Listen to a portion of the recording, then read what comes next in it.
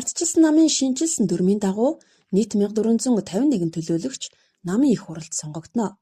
Тодорхойлбол намын удирдлага болон харьяа байгууллагын удирдлага 13, үндэсний бодлогын хорооны 378, хяналтын ерөнхий хорооны 15, аймаг, сум, баг, тосгоны төлөөлөл 595, нийслэлийн дүүрэг хорооны төлөөлөл 408, намын ахмад эмэгтэйчүүд, залуучууд хөгжлийн бэрхшээлтэй иргэд оюутны байгууллагаас 42 буюу нийт 1451 төлөөлөгч намын их хурлыг бүрдүүлнэ.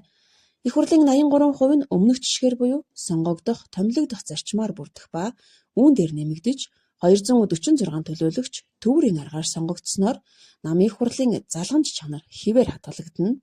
Энэ тухай намын үндсэн дүрмд нийслэлийн дүүргийн хороо тус бүрээс 1, намын ахмад эмэгтэйчүүд, залуучуудын байгууллага тус бүрээс 10, хөгжлийн бэрхшээлтэй гишүүдийн байгууллага, оюутны байгууллагаас тус бүр 6 төлөөлөгчийг санамсаргүй төвөрийн аргаар сонгохоор заасан.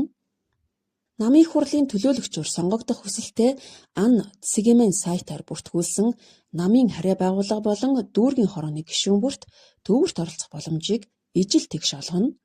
Ингэхдээ зөвхөн хүсэлт гаргасан гишүүд дотроос хараат бусаар блокчейн код бүхий төвөрийн аргаар төлөөлөгчдийг сонгоно. Энэ нь намд олон давуу талтай. Нэгдүгээрт намд шин салхи оруулна. Намын их хуралд өөрийн дуу хоолойг хүргэх боломжийг олгож, намд шууд ардчлалыг нэвтрүүлж буй сайн жишээ болох юм.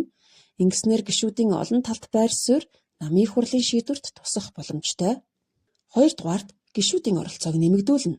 Цөөн хүн амтай манай улсын хувьд намын анхан дунд шатны удирдлагууд намын их хуралд сонгогдох магадлал өндөр байдаг. Үүнээс үүдэн тодорхой бүлэг фракцийн орон нутаг дахь нөлөөллийг нэмэгдүүлж, намын жирийн гишүүн намын их хуралд төлөөлөгчөөр сонгогдох боломжийг хязгаарладаг.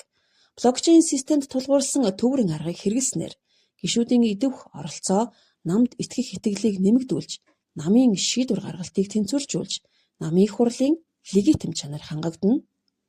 Гуравдугаарт нийслэл орон нутгийн төлөөллийг тэнцвэржүүлнэ. Монгол Улсын нийт хүн амын 50% нь нийслэл хотод амьдарч байна.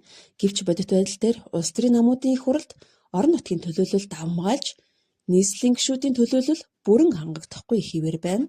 Иймд намын шинжилсэн дүрмийн дагуу 204 төлөөлөгчийг нийслэлийн дүүргүүдийн хороодоос өмнөх жишгээр, 204 төлөөлөгчийг блокчейн системд тулгуурласан төвөрийн аргаар нэмж сонгоно.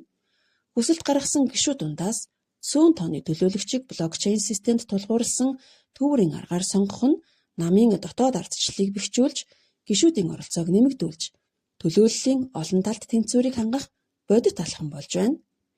Энэ нь институцийн шинжилгээг эрчимжүүлж, ардчилсан нам гишүүдийнхээ оролцоонд тулгуурласан нээлттэй, цэгцтэй нам болоход чухал түлхэц болох юм а.